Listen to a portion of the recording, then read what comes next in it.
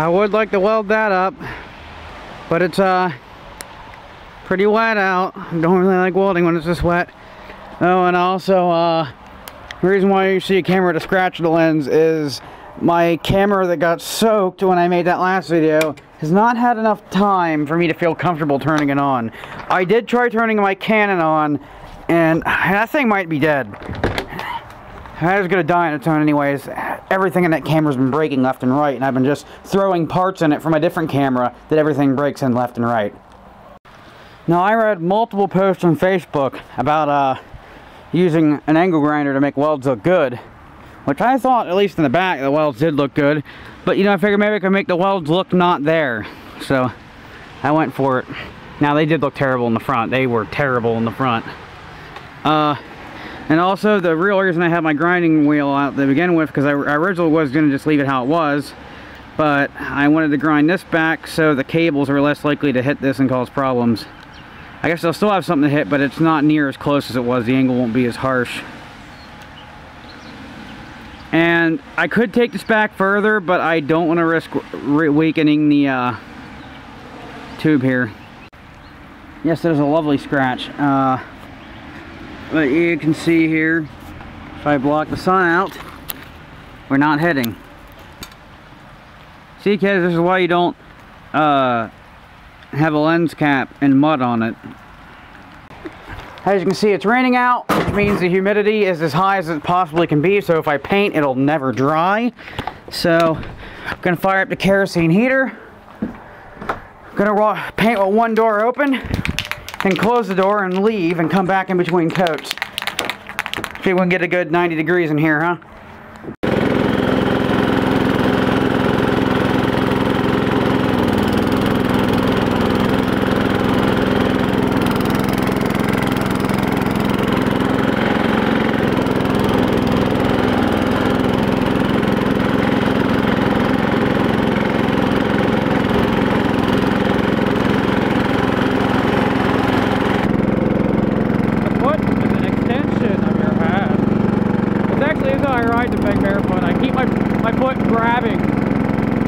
Grabbing the lever, so I can just go in reverse whenever I want to.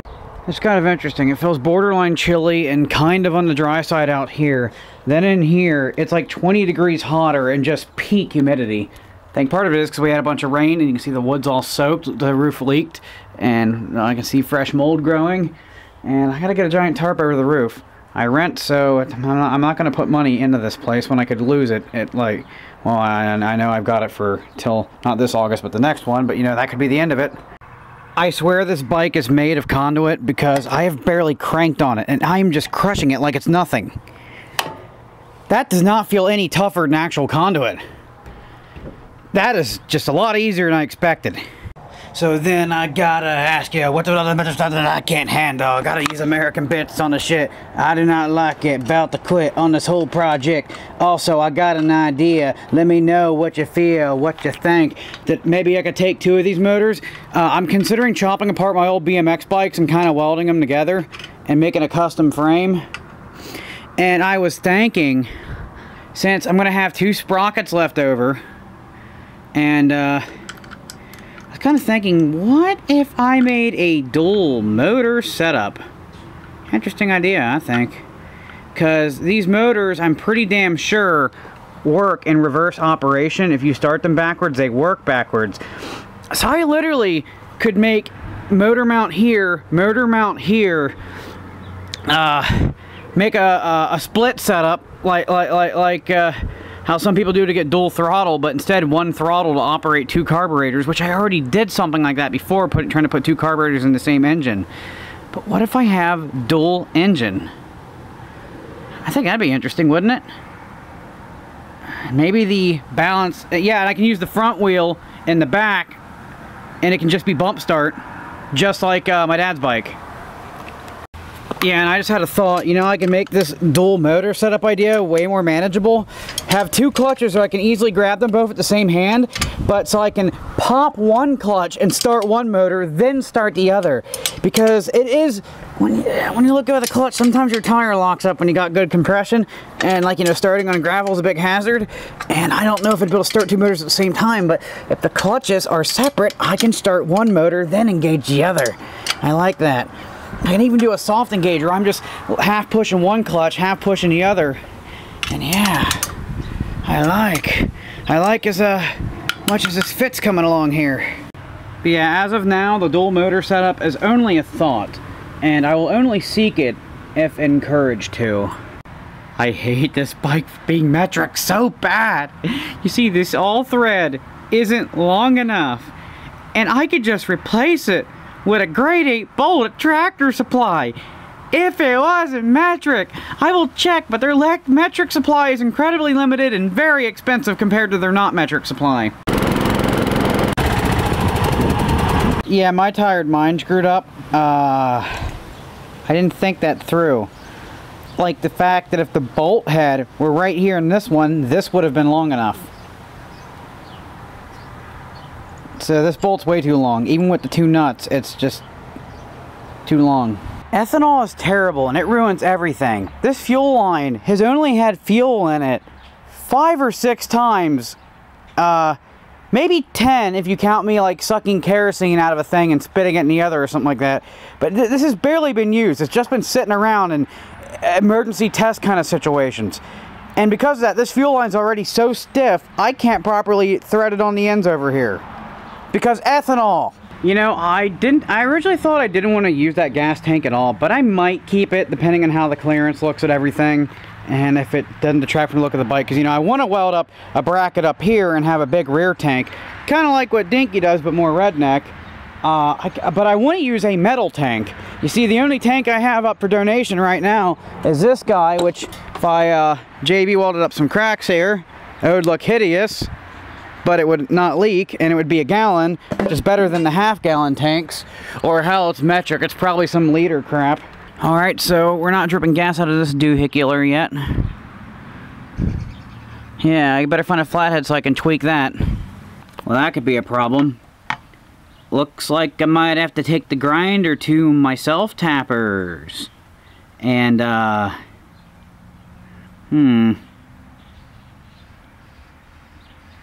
I don't like that. Hopefully we can get her to start and fart. Oh, you know what?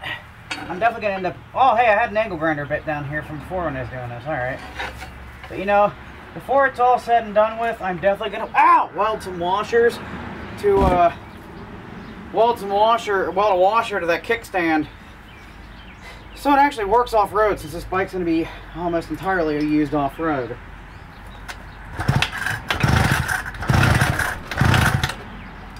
Wow, this recoil isn't junk at all. I wish this motor was held together with Phillips head screws. It would be so much easier if they used Phillips head screws. What's with this metric hex bullshit? It's just another reason to make me need more metric tools. I think I can get away with it, so we're gonna go with thicker line. I have thicker line in the trunk of the Ford.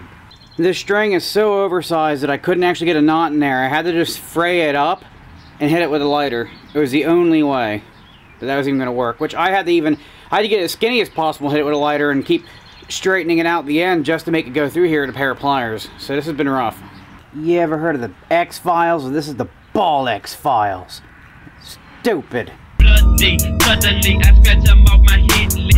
Bloody, suddenly I scratch them off my hit list. Bloody, suddenly I scratch them off my hit list. Bloody, suddenly I scratch them off my hit. Alright, hopefully I can get this thing to start. Or the recoil's gonna jam up. Because it's terrible.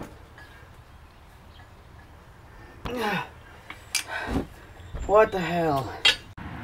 I loosened all the screws, pulled this thing and jiggled it a couple times, and I got it to where it actually works now. Except for I can feel this recoil actually slipping because it can't handle the compression. This is the worst.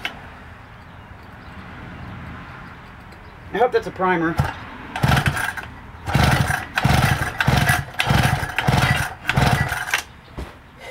don't know if it is or isn't. I'm going to make my own primer. Oh, of course I tightened the air filter on, so...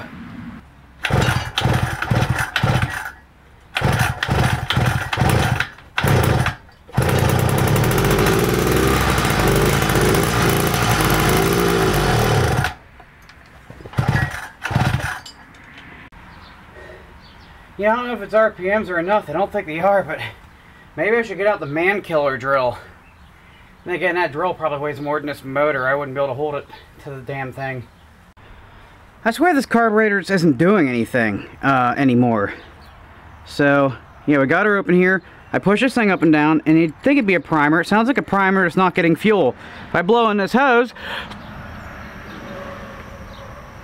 Yeah, I got all kinds of fuel in there now. I'm gonna hold the throttle open and give her a rip.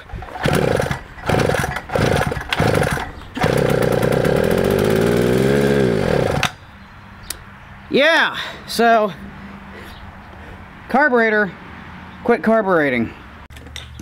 I've never seen the inside of a carb like this before, but we seem to have flow everywhere we need, including my screwdriver flowing on the ground.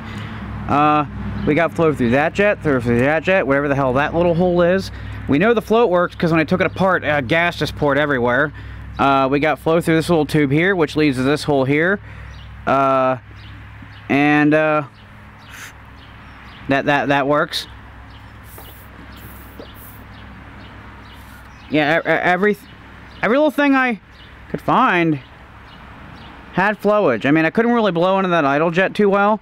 But I think I got something out of it at some point. I don't understand what's going on here. The only change I made was I backed the screw out. Like, well, on a Briggs, it would be 1.5 turns. So that's what I did.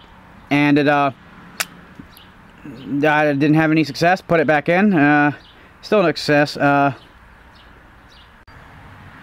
could have swore I had this carb where if I ran it wide open throttle, it would run, but it was... too much fuel. The only way I can get this thing to run... Hell, I might be able to get the idle like that for until it runs out of fuel.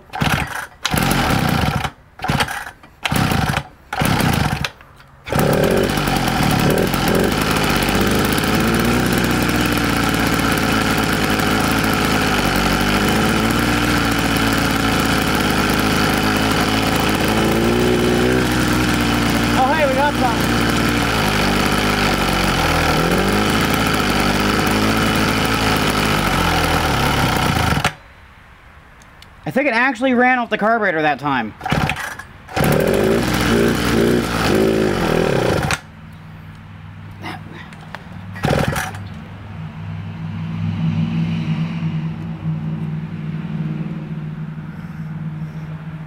Give me back to that. That felt like...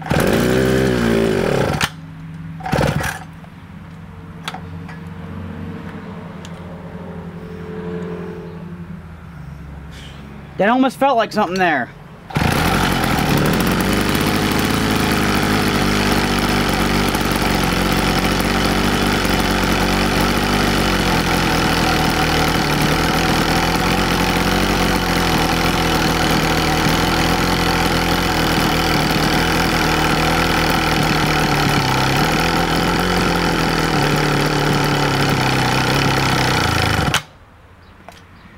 Maybe I need bigger jets. Maybe that's it. This is honestly stupid I have to do this crap. This is an aftermarket carburetor, so why the hell isn't it fully adjustable like the old cast iron Briggs carburetors? You can fully adjust the idle jet, and it's one carburetor fits all. I mean, the idle and the run jet. I mean... And for something where you don't know what kind of jet you're going to need, what, you got to have a whole bunch of jets and just keep swapping them out till it runs right? Why? I don't want to spend any more money on this bike, but I can tell you, if I can't get this thing to work with this carburetor, I am getting some kind of American-made carburetor on here. This chopstick crap is getting annoying.